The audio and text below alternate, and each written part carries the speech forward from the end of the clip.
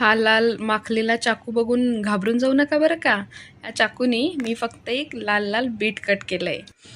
हे कलरफुल ताट बघून तुमच्या लक्षात आलंच असेल आजचा बेत काय आहे. तर होय, आज मी बनवतेय पावभाजी. लास्ट टाइम पावभाजी कधी खाल्ली बरं हे तर मला आठवत पण नाही. किती दिवस झाले का किती महिने झाले.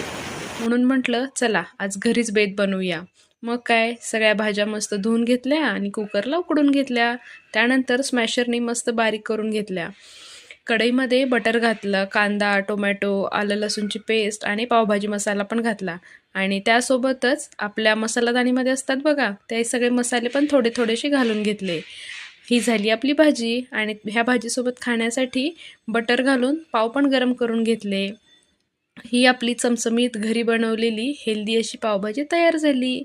कशी दिसतीये कमेंटमध्ये नक्की सांगा. तुम्ही पण आनंदी राहा आणि आनंदी व्लॉग्स बघत राहा.